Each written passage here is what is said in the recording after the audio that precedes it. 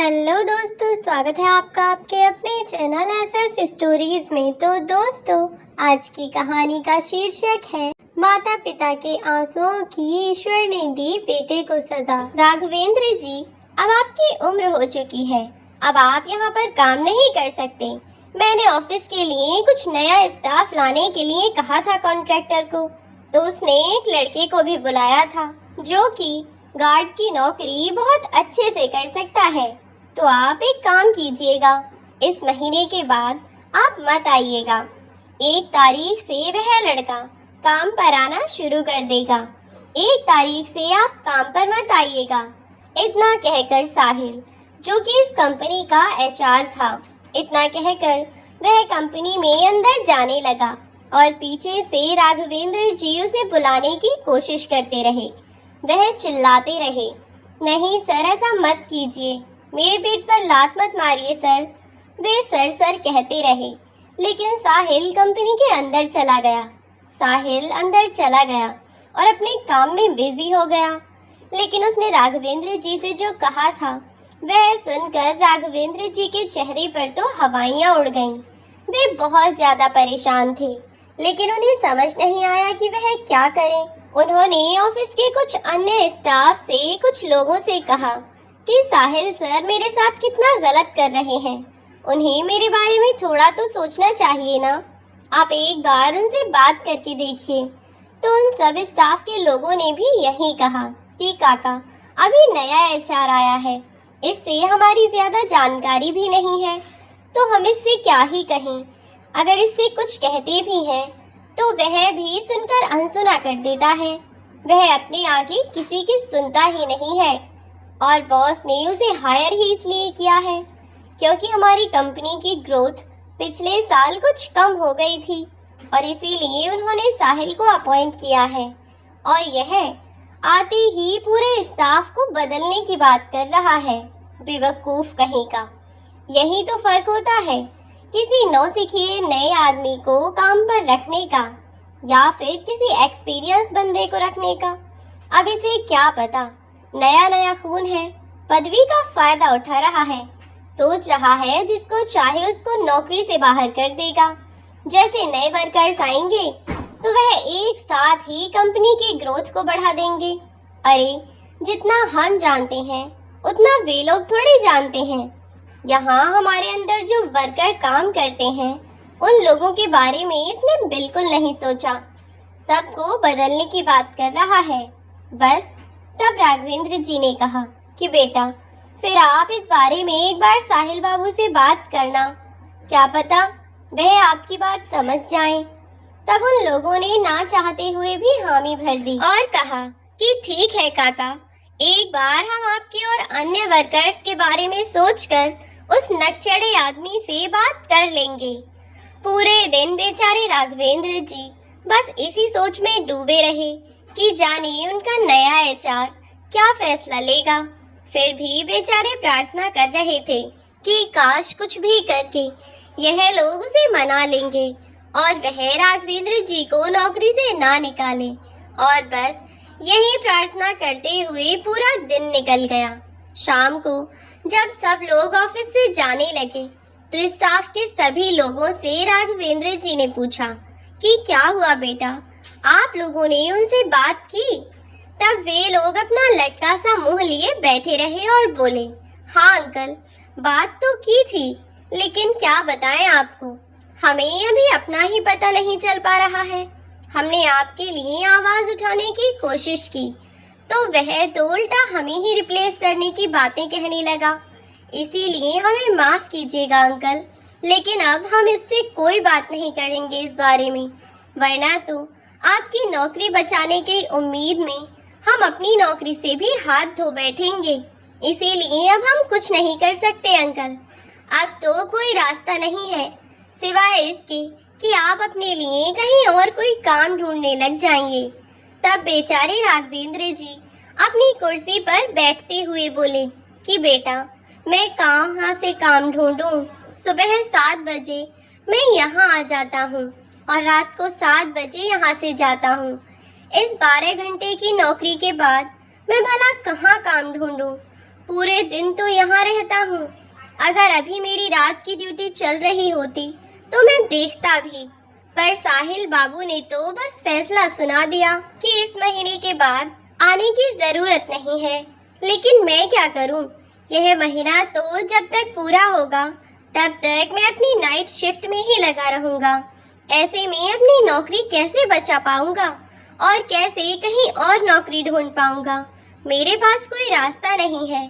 चलो कोई बात नहीं बेटा, तुमने अपनी तरफ से तो कोशिश की ही थी। अब तो जो ईश्वर को मंजूर होगा वही होगा। ठीक है बेटा, तुम जाओ। ऑफिस के स्टाफ के लोग भी अपनी अपनी सिग्नेचर करके वहां से निकल गए। अब बेचारे राघवेंद्र जी सोच में डूबे रहते कि वह क्या करें और कैसे अपनी नौकरी बचाएं। एक तरफ से चिंता में डूबे हुए थे और दूसरी तरफ उन्हें आश्चर्य भी था कि आखिर कंपनी का मालिक उन्हें नौकरी से क्यों निकाल रहा है, क्योंकि जब उन्हें ठेकेदार ने नौकरी दी थी तब तो वह बहुत बड़ी बड़ी बातें कर रहा था और अब उसने भी अपने हाथ झाड़ लिए। उन्होंने पहले सोचा कि शायद साहिल ने उनसे पूछने के बाद ही नौकरी से निकालने का फैसला लिया होगा। फिर अब इसमें सोचने की भी कोई बात नहीं थी। अगर उन्हें इस बारे में पता ना हो तो एक बार कल को साहिल से बात करके देखता हूँ। पूछता हूँ कि मालिक ने उसे ऐसा करने के लिए कहा है या वह अपने आप मुझे नौकरी से निकालना चाहता है। यह सब सोचकर अगले दिन राघवेंद्र जी अपनी कंपनी पहुँचे। कंपनी में जाकर उन्होंने जब साहिल से पूछा कि बेटा आपसे कुछ बात करनी थी, तब साहिल ने बड़े तल्ख लहजे में कहा था, बेटा? कौन बेटा? कैसा बेटा? थोड़ा तमीज में बात कीजिए। नौकर है तो नौकर की तरह रहो। मैं तुम्हारा सीनियर हूँ, सर कहकर बात करो मुझसे। तो राघवेंद्र जी बोले, माफ कीजिएगा सर, कुछ पूछना था सर आपसे। तब राघवेंद्र जी ने उससे पूछा कि आपने इस बारे में कंपनी के मालिक को बता दिया है क्या? राघवेंद्र जी के इतना कहते ही साहिल उन पर बहुत तेज चिल्लाकर पड़ा और बोला, कहना क्या चाहते हो तुम? मतलब तुम जैसे चपरासी को कंपनी से निकालने से पहले भी मुझे बॉस की परमिशन लेनी होगी। कान खोल के एक बात सुन लो कि यह छोटे मोटे फैसले करने के लिए बॉस ने मुझे पूरी परमिशन दे रखी है। और हाँ, अपनी औकात मत भूला करो। तुम कोई कंपनी के ब्रांच मैनेजर या हेड ऑफ डिपार्टमेंट नहीं हो जो हर चीज या तुमसे जुड़ा हर फैसला बॉस को बता कर लिया जाए। तुम जैसे जाने कितने वर्कर्स हैं इस कंपनी में जिन्हें निकालने से इस कंपनी पर कोई फर्क नहीं पड़ेगा। और वैसे भी जितनी तनख्वाह हम तुम्हें दे रहे हैं उससे 1000-2000 कम में कोई अच्छा खासा नौजवान लड़का यह नौकरी कर लेगा। तो तुम पर फालतू में अपने पैसे बर्बाद क्यों करें हम? इतना कहकर साहिल फिर से अंदर चला गया।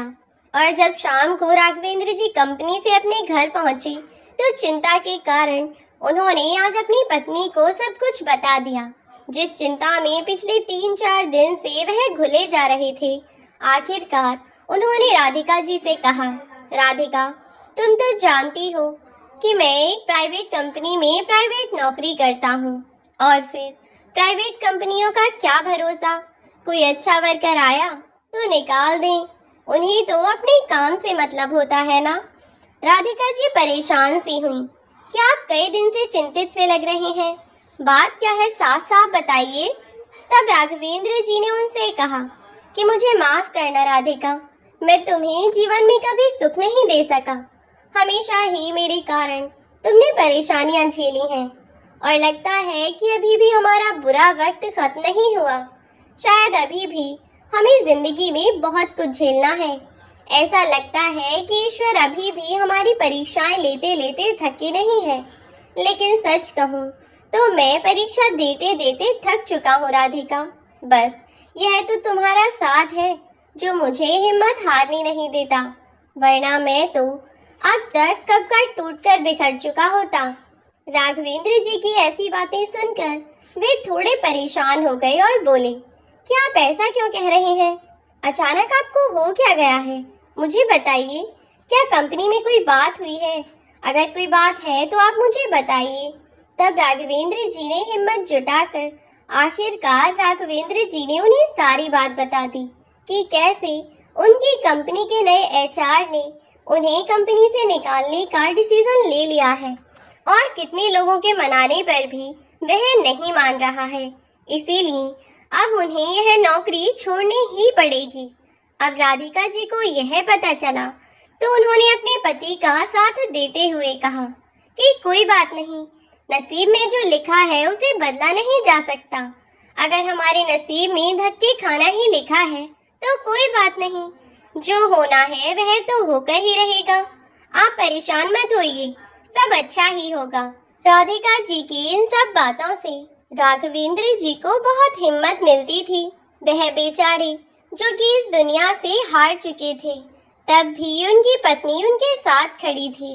अब उन्होंने यह डिसाइड किया कि अपने लिए कहीं और नौकरी ढूंढेंगे और राधिका जी ने भी उनका साथ देने की ठान ली थी, क्योंकि राधिका जी और राघवेंद्र जी दोनों की उम्र काफी ठीक ठाक थी। इसीलिए राधिका जी को भी कहीं कोई काम नहीं मिल रहा था और ना ही राघवेंद्र जी को। कहने को वह एक बहुत अच्छे खासे शहर में रह रहे थे जहां फैक्ट्रियों की कोई कमी नहीं थी, लेकिन कोई भी इंसान बूढ़े आदमी को काम देना नहीं चाहता था और देखते ही देखते दिन बीते जा रहे थे। पर 10 दिन पूरे बीत चुके थे। 10 दिनों बाद भी जब उन्हें कहीं पर कोई काम नहीं मिल रहा था तो बेचारी बस कहीं भी कैसे भी काम ढूंढ लेना चाहते थे और राधिका जी भी रोजाना कोशिश कर रही थीं, लेकिन हर बार उनके हाथ असफलता ही लगती। अब उन्हें ऐसे ही देखते देखते पूरे 15 दिन बीत गए और उन दोनों को कहीं कोई काम नहीं मिला। 15 दिन पूरे होते ही महीने की 31 तारीख हो गई। नौकरी से उन्हें निकाल दिया गया। 1 तारीख को राघवेंद्र जी जब बेशर्मी से काम पर गए तो देखा कि वहां तो कोई और लड़का सिक्योरिटी गार्ड की वर्दी पहने हुए अपनी ड्यूटी करने को वहां पर पहले से ही मौजूद था। राघवेंद्र जी ने उसे 1-2 बातें कही भी, लेकिन जब वे इस कंपनी में घुसने की कोशिश कर रहे थे तो उसने भी उन्हें बहुत जोर का धक्का मारा और तभी राघवेंद्र जी एक गाड़ी के आगे आने से बचे।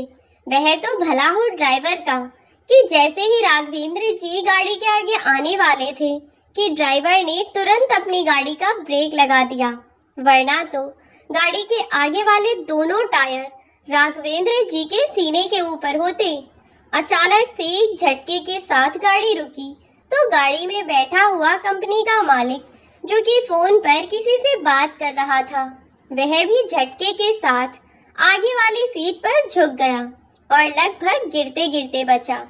गाड़ी के रुकते ही वह सीधा होकर ड्राइवर पर चिल्लाया, लेकिन ड्राइवर ने घबराते हुए उसकी ओर देखकर कहा कि मालिक माफ कीजिएगा, आगे एक आदमी आकर गिरा है, अगर मैं ब्रेक नहीं लगाता तो उसकी जान चली जाती। ड्राइवर की यह बात सुनकर वह आदमी तुरंत ही गाड़ी से बाहर निकला और उसने अपने ड्राइवर से उस बुजुर्ग आदमी को उठाने का इशारा किया।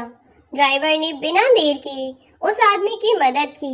उसे उठाने के बाद जब कंपनी के मालिक ने उसका चेहरा देखा तो वह चौंक गया और राघवेंद्र जी को देखते ही वह उन्हें सहारा देने के लिए आगे बढ़ा और बोला, अरे अंकल, आप यहाँ इस तरह से नीचे गिरे हुए थे, आप ठीक तो है ना? आपको चोट तो नहीं लगी? राघवेंद्र जी उसे चौंकते हुए देखने लगे। उस लड़के को वे पहचान नहीं पा रहे थे और वह लड़का उनसे ऐसे बात कर रहा था जैसे वह उन्हें बरसों से जानता है।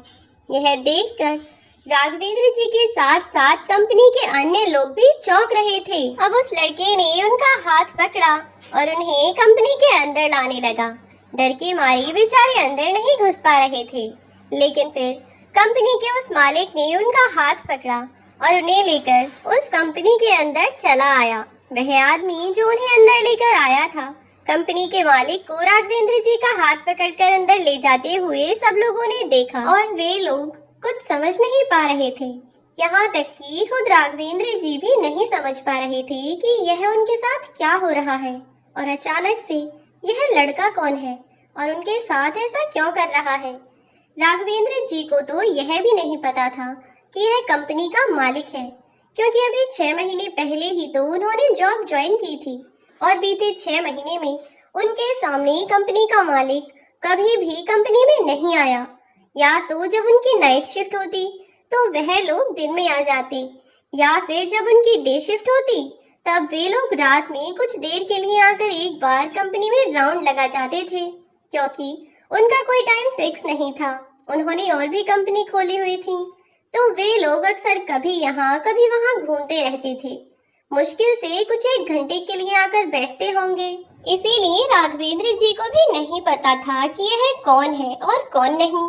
लेकिन कंपनी में घुसते वक्त सब लोगों के चेहरे के हाव भाव देखकर उन्हें अंदाजा लग रहा था, और जिस तरह वह लड़का सूट बूट में टाई लगाकर आया था, उसे देखकर लग रहा था कि यह किसी अच्छी जगह काम करता होगा, यह किसी कंपनी का मालिक ही होगा। राघवेंद्र जी के मन में खुद ही हजारों सवाल थे। बाकी लोगों की तरफ बिना देखे वह लड़का उन्हें लेकर अपने कैबिन में चला गया, और वहां ले जाकर उसने चपरासी को आवाज लगाई और कहा कि जाकर 1 गिलास पानी लेकर आई और वहां चाय नाश्ते का इंतजाम कराया जाए। वहां से तो वह सुनकर आ गया, लेकिन ऑफिस के बाहर मजमा लगा हुआ था। स्टाफ के सभी लोग और कंपनी के बाकी वर्कर्स भी आपस में यही चर्चा कर रहे थे कि आखिर उस चपरासी को कैसे वे अपनी कैबिन में ले जाकर कैसे बिठा सकते हैं। सर, चपरासी के कपड़े लत्ते, उसकी वेशभूषा और सर ने जिस तरह उसको पकड़ा था और उसे अंदर लेकर गए, मुझे तो बड़ा ही अजीब लग रहा है। सबको अजीब तो लग ही रहा था, साथ ही सबके दिमाग में सवाल भी थे। अब उन सवालों का जवाब तो केवल उस लड़के के ही पास था। उसने अब राघवेंद्र जी से बात करना शुरू किया। और बताइए, कैसे हैं आप? आप कैसे हैं? घर पर सब कैसे हैं? और आप मेरी गाड़ी के आगे कैसे आ गए? जब उनसे राघवेंद्र जी से देव ने यह कहा, तो वहां पर खड़े हुए एक अन्य कर्मी ने कहा कि सर, नए गार्ड ने काका को धक्का दिया था। यह सुनकर उस लड़के यानी देव को बहुत तेज गुस्सा आया और उसने तुरंत ही गार्ड को बुलाया।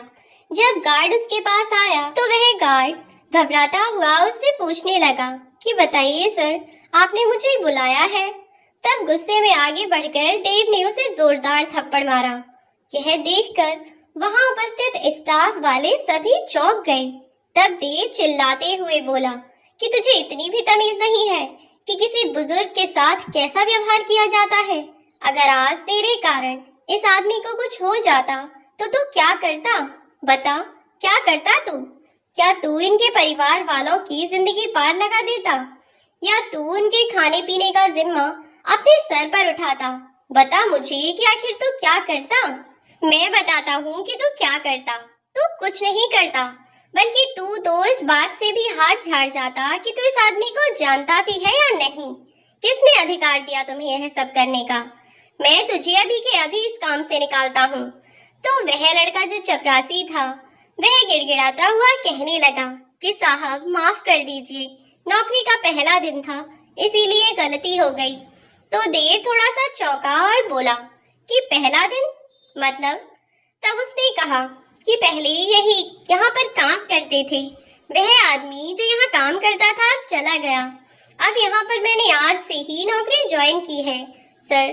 तब राघवेंद्र जी देव से कहने लगे कि सर, दरअसल मैं हूँ वह आदमी जो पहले यहाँ काम करता था, लेकिन कंपनी के एचआर ने मुझे निकाल दिया, इसीलिए इस नए लड़के को काम पर रख लिया है। यह सुनकर देव को थोड़ा अजीब लगा, पर उसने गार्ड को डांट फटकार कर भगा दिया।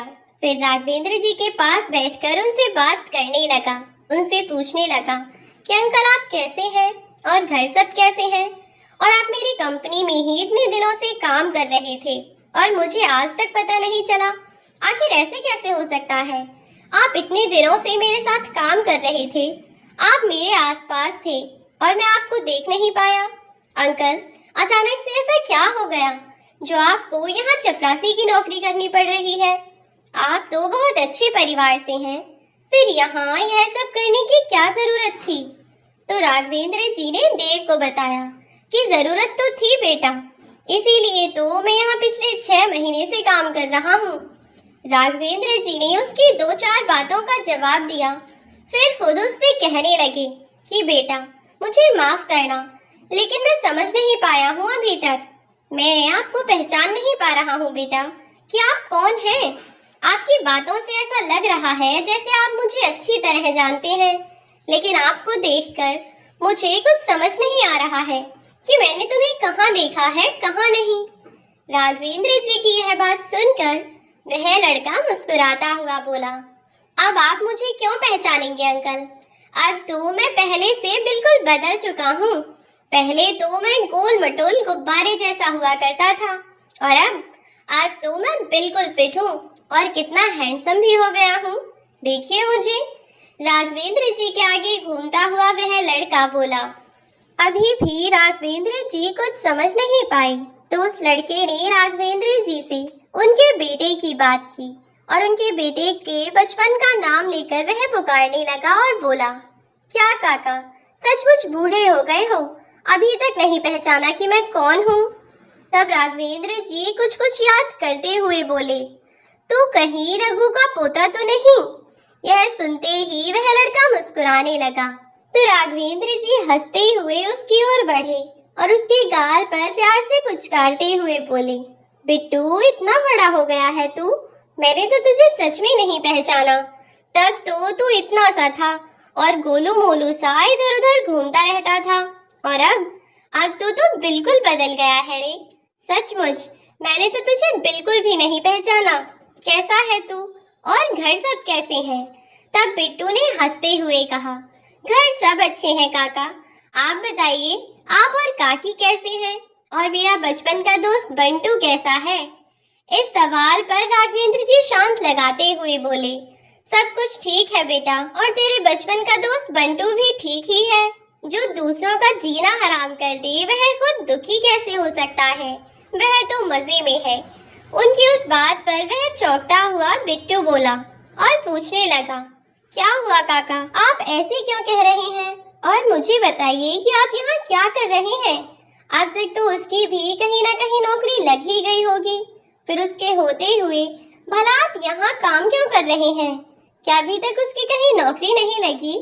उनकी इस बात पर राघवेंद्र जी बोले, नहीं बेटा, उसकी नौकरी तो लग चुकी है। ईश्वर की कृपा से उसकी ठीक ठाक नौकरी लगी है, क्योंकि उसने अच्छी पढ़ाई कर ली थी तो नौकरी भी अच्छी लग गई। लेकिन उसने वह नौकरी हमारे लिए थोड़ी लगाई थी, अपनी बीवी और अपने बच्चों के लिए लगाई थी। कुंवारा था तब जैसे उसकी नौकरी से पहले था वैसे ही अब है। बस अपना समय बिता रहे हैं हम तो, बल्कि सच कहूँ तो उसकी नौकरी से पहले फिर भी हम बेहतर थे, लेकिन दिन पर दिन हालात और बुरे होते चले गए हैं। फिर उस लड़के ने राघवेंद्र जी से कहा कि काका आप मुझे शुरू से बताइए, जब मैं वहाँ पर रहता था तब तो बंटू आपसे बहुत प्यार करता था, फिर अचानक ऐसा क्या हो गया? जब राघवेंद्र जी ने उसे बताना शुरू किया कि बेटा, जब तू बचपन में गांव में आया करता था, बहुत छोटा था, जब तू अपनी नानी के यहाँ जाया करता था, उस समय तक तो तुम दोनों बहुत छोटे थे, और छोटे बच्चों को तो अपने माँ बाप से प्यार होता ही है। तो बस वैसे ही बंटू को भी हमसे बहुत प्यार था, लेकिन जब से तुम्हारी नानी खत्म हुई तब से तुम्हारा तो गांव आना जाना ही बंद हो गया, और मेरा बेटा वह तो जैसे जैसे बड़ा होता गया वैसे वैसे उसके पास हमारे लिए समय की कमी होने लगी। वह अक्सर ही किसी न किसी चीज में व्यस्त रहता। एक बार जो हमसे दूर हुआ तो वापस हमारा कभी हुआ ही नहीं। जब वह अपनी ऊंची पढ़ाई करने के लिए शहर के बाहर गया था तो उसके बाद उसकी पढ़ाई पूरी हो गई और वह 2-4 दिन के लिए गांव वापस आया।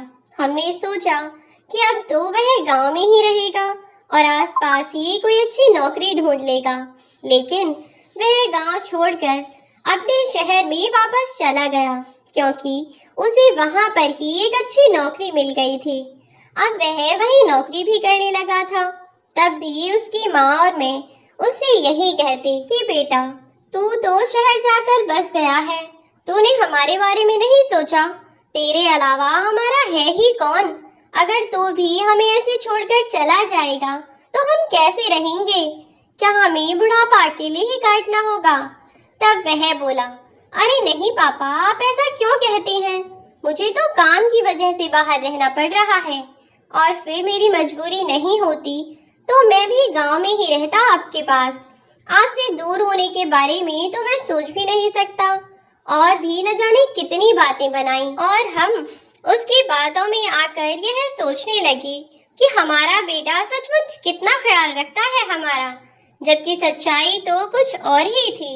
हमने सोचा कि अब अपने बेटे की हम शादी कर देते हैं, जिससे बहू घर में आएगी तो वह थोड़ा हमारा ध्यान तो रखेगी। कम से कम घर पर हम दोनों बुढ़े बुढ़िया अकेले नहीं रहेंगे। यही सोचकर हमने बेटे की शादी कर दी। बंटू की शादी के बाद वह 15 दिन तक घर ही रुका, और उसके बाद वह शहर जाने लगा। रात को भी जब हम सब खाना खा रहे थे, तब भी हमें किसी ने नहीं बताया कि कौन कौन जाएगा। बंटू ने हमें यही बताया कि वह अकेला ही जाएगा। लेकिन सुबह जब निकलने का समय आया तो बहू भी अपना सूटकेस पैक करके तैयार खड़ी थी। आकर दोनों ने हमारे पैर छुए और वहां से निकलने को तैयार हुए तो हम दोनों ने आश्चर्य से पूछा कि बहू, तुम भी इसके साथ जा रही हो क्या? तो तुम्हारा दोस्त बंटू, यानी कि हमारा बेटा, हमसे बोला कि पापा, मैं इसे अभी थोड़े दिन के लिए ले जा रहा हूँ। जब 10-15 दिन में इसे शहर घुमाकर ही मैं वापस भेज दूंगा। अगले संडे को छोड़कर उससे अगले संडे हम यहीं आ जाएंगे। मैं इसे फिर यहीं छोड़ जाऊंगा। बस थोड़े से दिनों की बात है। अभी नई नई शादी हुई थी, इसीलिए तुम्हारी काकी ने तो बेटा बहुत मना किया था अपने बेटे को कि बहू को लेकर शहर मत जा। अभी शहर जाना ठीक नहीं है, बेशक अगले हफ्ते चले जाना। लेकिन बेटा नहीं माना और बहू को लेकर शहर चला गया। उन दोनों के इरादों के बारे में हमें कोई जानकारी नहीं थी। तब तक तो हम यही सोचते थे कि वे दोनों कितने अच्छे हैं। अब जब आने वाले 15 दिन बीते तो हम दोनों बहुत खुश थे कि आखिरकार आज हमारी बहू और बेटे घर आ जाएंगे। क्योंकि इन 15 दिनों में जब बेटे और बहू साथ रहे थे तो घर पर इतना मन लगने लगा था कि बच्चों के बिना एक दिन भी घर में रहना संभव नहीं था। ऐसे में अब अपने बच्चों को शहर भेज देने के बाद उन्हें वह घर काटने को दौड़ रहा था।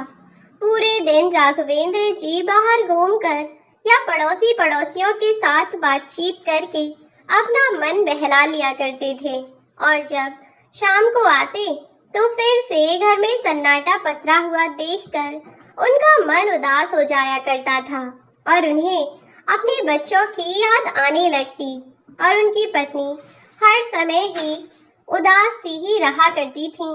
जब वह भी अपने बच्चों की याद में थोड़ी बीमार सी रहने लगी तो राघवेंद्र जी ने उन्हें समझाया कि वे अपनी आस पड़ोस की औरतों के साथ, उनके बहू बेटों के साथ बैठकर बाहर निकलकर थोड़ा हंस बोल लें तो उससे उनका मन लग जाएगा और कोई परेशानी भी नहीं होगी, उन्हें बीमारी भी नहीं होगी।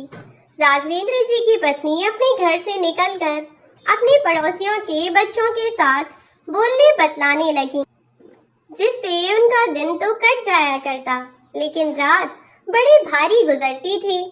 15 दिन जैसे तैसे करके उन्होंने काट लिए, और भी 15 दिन भी बस काटे ही थे कि आखिरकार 15 दिन बाद हमारे बच्चे वापस आ ही जाएंगे। एक एक दिन गिन गिन कर उन्होंने भी 15 दिन काटे, और 15 दिन जब बेटे को फोन करके पूछा कि बेटा तुम लोग कब तक पहुंच रहे हो, तो बेटे ने कहा कि पापा हम लोग अभी नहीं आ पाएंगे, हम लोग थोड़े समय बाद आएंगे। दरअसल अभी आपकी बहू का मन नहीं लग रहा है गांव में, इसीलिए वह मेरे साथ आई है, तो अभी वह गांव आना नहीं चाहती है। मैं कोशिश करता हूँ और कि यह गांव चली जाए। जैसे तैसे बेटा महीने भर बाद बहू को लेकर आया और 2-3 दिन के लिए रुका, और फिर से ऐसे ही हमें अकेला छोड़कर चला गया। और इस बार बेटा कम से कम 2-3 महीने तक वापस नहीं लौटा। फोन पर बातचीत होती रहती थी। कई बार मैंने और मेरी पत्नी ने उससे अपनी नाराजगी जाहिर की, कहा कि तुम जो कर रहे हो यह सही नहीं है। हम तुम्हारे माँ बाप हैं और तुम हमसे ही झूठ बोल रहे हो। हर बार कह देते हो कि हम 2-4 दिन बाद आएंगे, 1 हफ्ते बाद आएंगे, कभी कह देते हो कि 15 दिन बाद आएंगे, लेकिन हर बार बस तुम ऐसे ही कहते रहते हो और वापस घर आने का नाम नहीं लेते। यह तो सही नहीं है ना। लेकिन वह हर बार अपनी माँ बाप को बहलाने फुसलाने की कोशिश करता और सब कुछ समझते हुए भी वे दोनों बूढ़े माँ बाप कुछ ज्यादा नहीं कह पाते थे कि चाहे 2-4 दिन के लिए ही सही, पर कम से कम आ तो जाता है। कम से कम यह उम्मीद तो है कि वे लोग आएंगे और उसी उम्मीद के सहारे ही हम अपना पूरा समय काट लेते हैं। बाकी पड़ोसियों के बच्चे तो हैं ही। अब ऐसे ही समय बीतने लगा। जब 3 महीने बीत गए तो 3 महीने बाद बेटे ने हमें खुशखबरी सुनाई और कहा कि पापा आप दादाजी बनने वाले हैं। हम लोग भी यह सुनकर बहुत खुश थे कि अब हमारे परिवार में घर में एक नन्हे मेहमान की किलकारियां गूंजेंगी, सब कुछ अच्छा होगा और खुशी खुशी हम लोग अपने घर में अपने गांव में मिठाइयां बांटने लगे। लेकिन पता चला कि बहू ने अब भी गांव आने का फैसला नहीं किया। वह अभी भी वहीं बेटे के साथ शहर में ही रहना चाह रही थी। हमने तो बेटे की शादी इस इरादे से करवाई थी कि थोड़ा समय जो हम बेटे के साथ नहीं काट पाए वह बहू के सहारे कट जाया करेगा, और फिर अगर बहू घर पर रहती तो बेटा भी हफ्ते 15 दिन में 4-6 दिन में आता ही रहता। लेकिन यहाँ तो उल्टा ही हिसाब हो गया और हमारी उम्मीदों पर पानी फिर गया। लेकिन फिर भी हम दोनों इसी बात से खुश थे कि हमारी बहू हमारे वंश को आगे बढ़ाने वाली है। अब ऐसे ही फिर 2-3 महीने बीत गए और जब बहू की तबीयत खराब सी रहने लगी तब जाकर बेटे ने बहू को घर पर छोड़ा। बहू की तबीयत उन दिनों बहुत खराब रही। यदि वह पानी भी पीती तो उसे पानी भी न लगता, जो खाती उसी की उल्टियां कर देती। लेकिन मेरी पत्नी ने अपनी बहू की ऐसी सेवा की जैसे कोई अपने छोटे बच्चों का ख्याल रखता है। मेरी पत्नी ने ही उसकी हर छोटी बड़ी जरूरत का ध्यान रखा और अब जब मेरी बहू घर पर आ गई तो घर पर जैसे रौनक आ गई थी। बहू के आगे पीछे ही मैं और मेरी पत्नी पूरे दिन घूमते रहते कि बेटा तुझे कुछ चाहिए तो नहीं, तेरा मन लग रहा है कि नहीं, तुझे कुछ खाने का मन है क्या, या कहीं घूमने का मन है। बस उससे हम यही सब पूछते रहते। और अब जब बहू आ चुकी थी तो बेटा भी हफ्ते में 2 दिन घर आकर ही रुक जाता था, क्योंकि उसकी सैटरडे और संडे दोनों दिन की छुट्टी रहती थी। तो हमारा बेटा हफ्ते में 2 दिन के लिए घर पर ही रहता था। अब तो जैसे हमारे दिन बदल गए थे, हमारी जिंदगी में फिर से खुशियां आ गई थीं।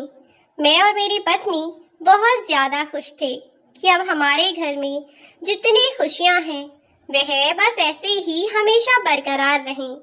बेटे और बहू के साथ जिंदगी की असली खुशी मिल रही थी और वास्तविक खुशी मिलना तो अभी भी बाकी था, जिसका हम सभी को बहुत ही बेसब्री से इंतजार था। देखते ही देखते समय यूं ही बीतता चला गया और कब 9 महीने पूरे हो गए पता ही नहीं चला। और आखिरकार हमारी बहू ने एक प्यारे से बेटे को जन्म दिया। अपने पोते को पहली बार अपने हाथों में लेकर मुझे तो ऐसे लग रहा था जैसे मैं आकाश में उड़ रहा हूँ। मेरी खुशी का कोई ठिकाना ही नहीं था। मैं बहुत ज्यादा खुश था और खुशी के मारे मैंने अपने गांव के साथ साथ पूरे अस्पताल में भी मिठाइयाँ बंटवाई थीं और अपनी बहू को भी मुझसे उस समय पर जितना बन पड़ा मैंने अपनी खुशी से उसे उतना ही नेक दिया। मैंने अपनी बहू को बेटा होने पर एक सोने की चैन तोहफे के रूप में दी। इधर सब लोग बहुत ज्यादा खुश थे और घर पर तो हमारी खुशियों का कोई ठिकाना ही नहीं था।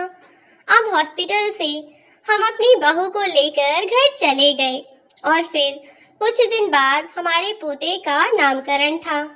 नामकरण की उस शुभ अवसर पर उस दिन बहू के मायके वाले भी हमारे ही घर पर आए हुए थे। पोते के नामकरण में मैं और मेरी पत्नी हम दोनों ने मिलकर अपने पोते को बहुत सारे तोहफे दिए, लेकिन तभी वहां पर बहू के मायके वाले भी उपस्थित थे और वे लोग बहू के लिए काफी सारे तोहफे भी लेकर आए थे।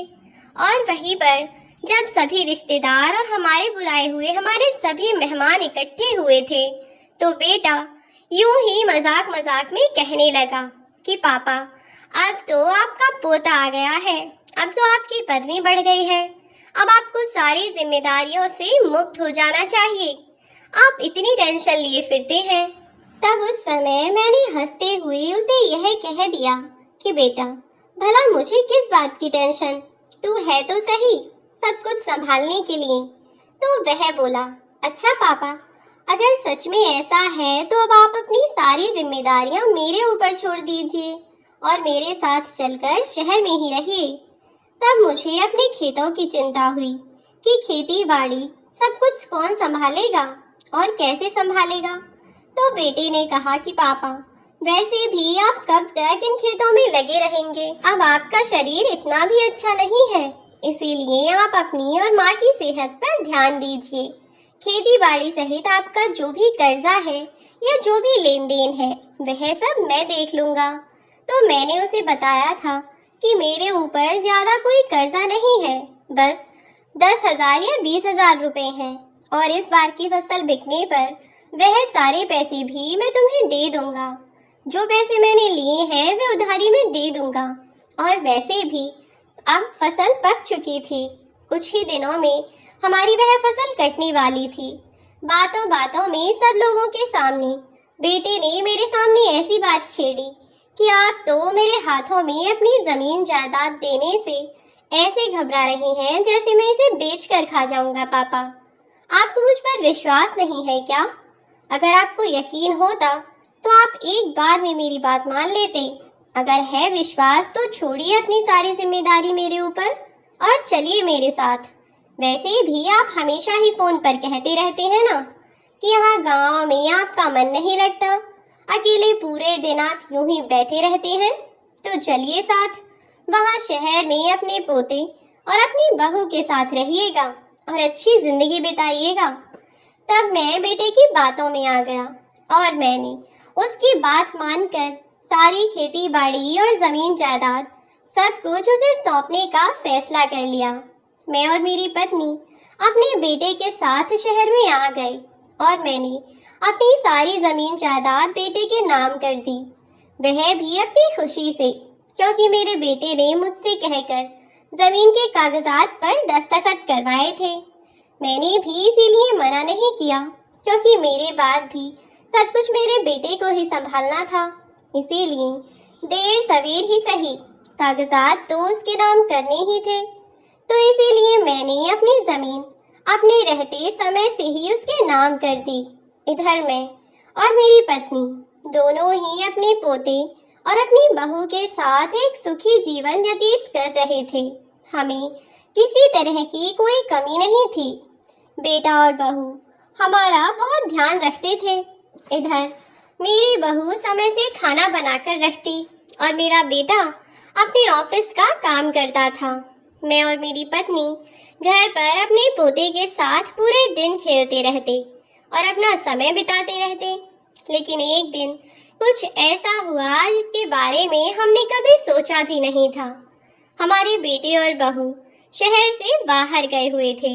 हम दोनों अब बेटे और बहू के वापस आने का इंतजार करने लगे कि 3 दिन बाद डोरबेल बजी। मेरी पत्नी ने दरवाजा खोला तो मकान मालिक था। वह कहने लगा कि महीना हो चुका है और मुझे किराए के पैसे चाहिए। पहले भी 2 महीने का किराया चढ़ा हुआ है और मैं आज पैसे लेकर ही जाऊंगा। मैं यह सुनकर थोड़ा घबरा गया।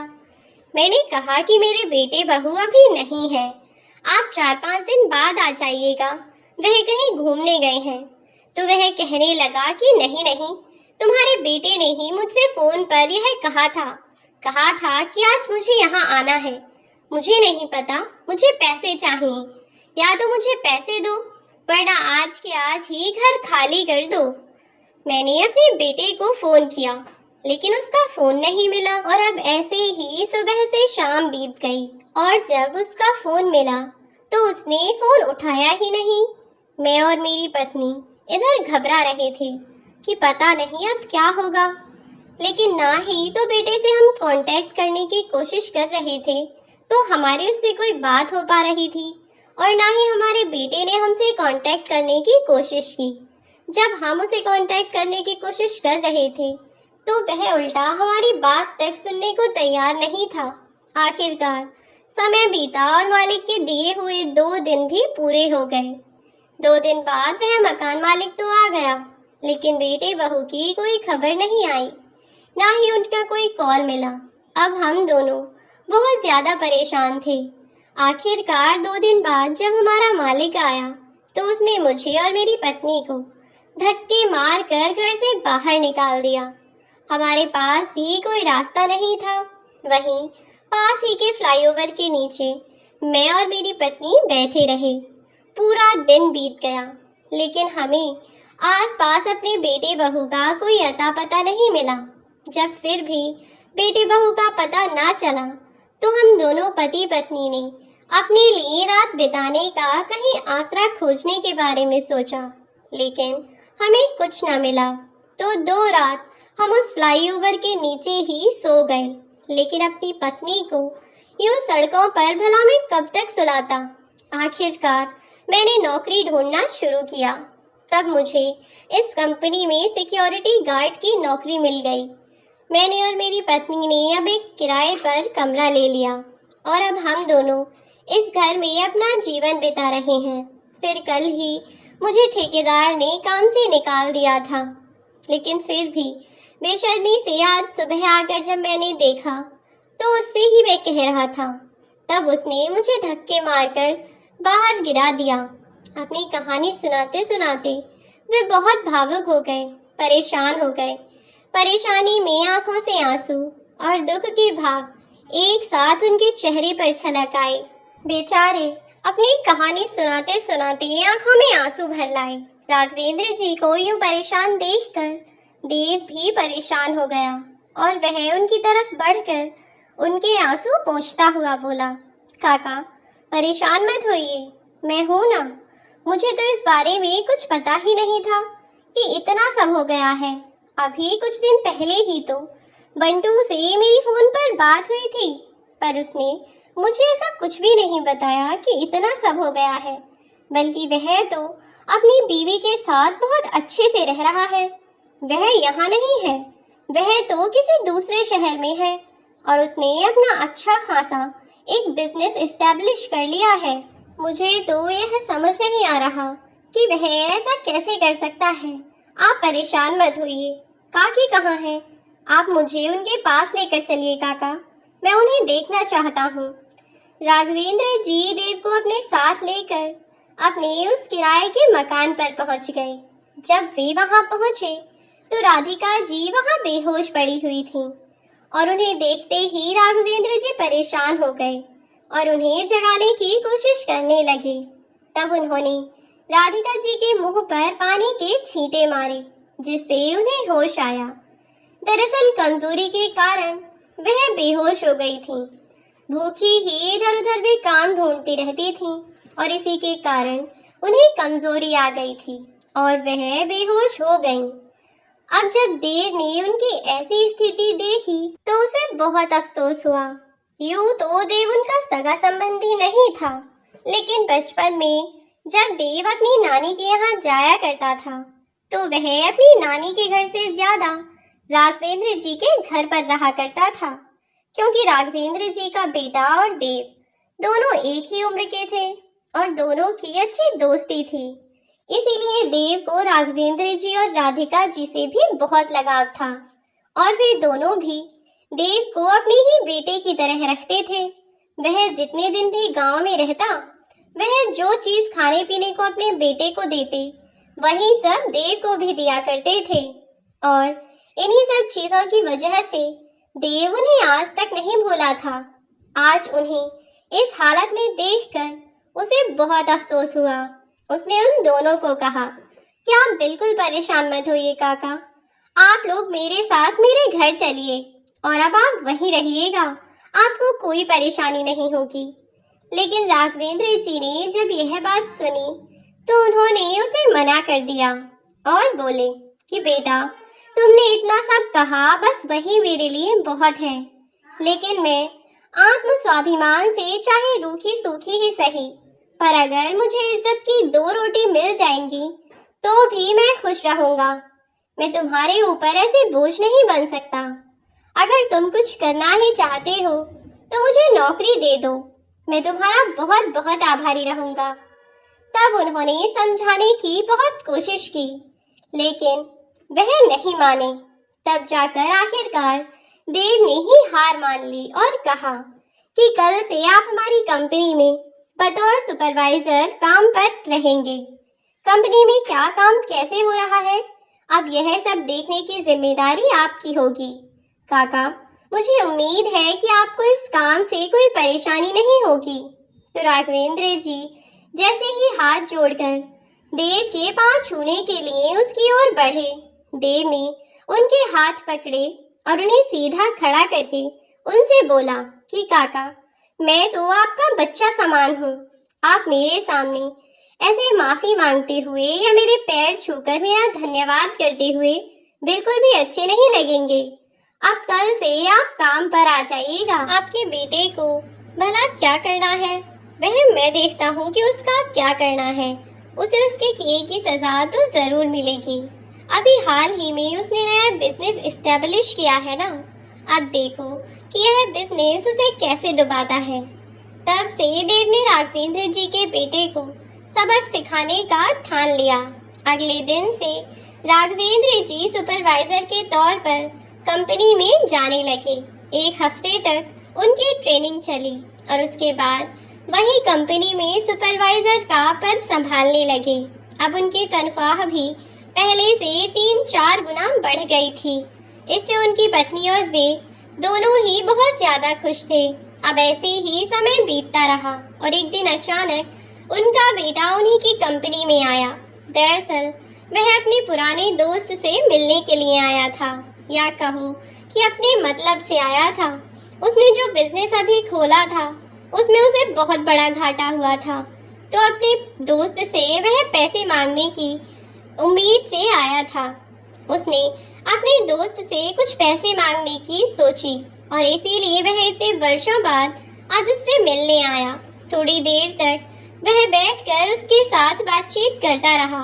फिर देव उसे अपनी कंपनी दिखाने के लिए नीचे लेकर गया, जहां प्रोडक्शन के एरिया में सभी कर्मचारी काम कर रहे थे और राघवेंद्र जी भी अपना काम संभाल रहे थे। क्योंकि अचानक ही राघवेंद्र जी का बेटा आया, तो अचानक से राघवेंद्र जी के बेटे की नजर उन पर पड़ गई और वह उन्हें देखते ही चौंक गया। राघवेंद्र जी को देखते ही वह किसी पुतले के समान खड़ा हो गया और एकटक उन्हें देखता रहा और बोला, आप यहाँ कैसे? मेरा मतलब अरे आप यहाँ कैसे आए? बताइए मुझे, आपको तो यहाँ नहीं होना चाहिए ना? तभी देव पीछे से बोला, अच्छा, इन्हें यहाँ नहीं होना चाहिए तो कहाँ होना चाहिए? बताओ, कहाँ होना चाहिए इन्हें?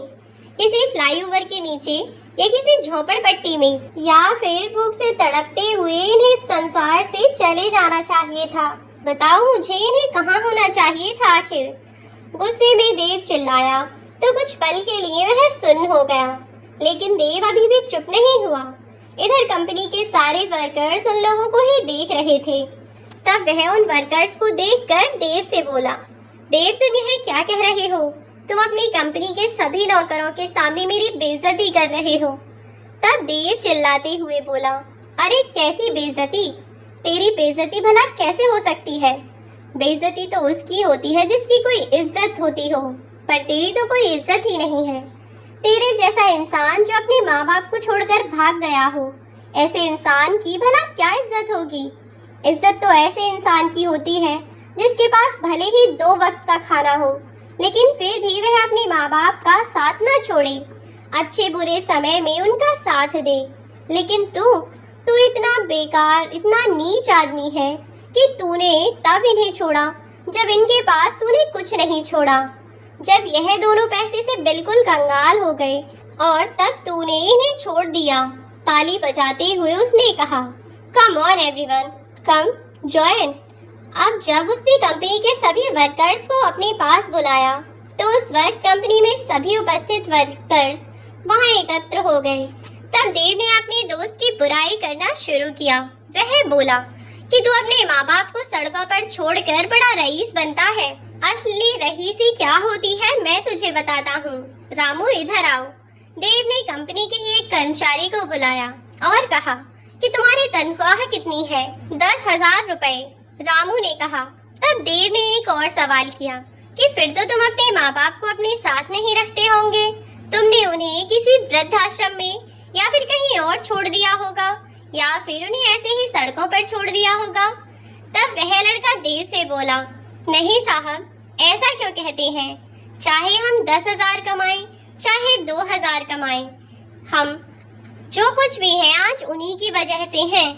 रामू की यह बात सुनकर देव ने उसे शाबाशी देते हुए कहा, बहुत अच्छे रामू, ईश्वर तुम जैसी औलाद सबको दे। देखा, इसे कहते हैं रईस आदमी। अमीर या गरीब सिर्फ पैसे से नहीं होता, दिल से भी होता है। और तू तो दिल का इतना काला और इतना घटिया आदमी है कि मैं तो ऐसे लोगों से बात करना भी पसंद ना करूं। तभी राघवेंद्र जी का बेटा बोला, देव, यह तू ठीक नहीं कर रहा। मैं तेरे लिए आया था। और तू? तब देव बोला, अब चुप हो जा। बहुत अच्छे से जानता हूँ मैं तुझे कि तू यहाँ क्यों आया था। तू मुझसे मिलने के लिए नहीं आया, बल्कि मुझसे भीख मांगने आया था तू। और सुन, तुझ जैसे भिखारी को तो मैं एक फूटी कौड़ी न दूं, तो पैसे और ज्यादा देना तो बहुत बड़ी चीज है। इसीलिए निकल जा मेरी कंपनी से और आज के बाद कभी वापस मत आना। जो इंसान अपनी माँ बाप का सगा ना हुआ वह मेरा सगा क्या होगा। और भी देव ने उसके ऑफिस में बहुत बेइज्जती की और आखिरकार उसे अपनी कंपनी से बाहर निकलने को कहा। आज सही मायने में देव को सुकून मिला और राघवेंद्र जी को भी। उनके बेटे ने जो उनके साथ किया उसके सामने वह कुछ नहीं था, लेकिन फिर भी आज उसे इस बात का एहसास कराकर राघवेंद्र जी को बहुत खुशी हुई कि जब कोई आपके साथ नहीं होता तो कैसा महसूस होता है। अब राघवेंद्र जी भी अपनी पत्नी के साथ खुशी खुशी रह रहे हैं और इधर देव भी कभी कभार उनके पास आता जाता रहता है। देव ने बिना उन्हें बताए और बिना उन्हें जताए एक तरीके से उनकी सारी जिम्मेदारी अपने सर पर उठा ली, जिससे राघवेंद्र जी का आत्मसम्मान भी ठीक ठाक बना रहे, उसे ठेस न पहुँचे और वह खुशी खुशी उनकी नजरों के सामने भी रहे। इस तरह राघवेंद्र जी ने अपने बेटे और बहू से बदला लिया और अब अपनी पत्नी के साथ सुकून की जिंदगी बिता रहे हैं। तो फ्रेंड्स, अगर आपको यह कहानी अच्छी लगी हो तो वीडियो को लाइक, शेयर और चैनल को सब्सक्राइब कर दें। Thanks for watching. See you in the next video.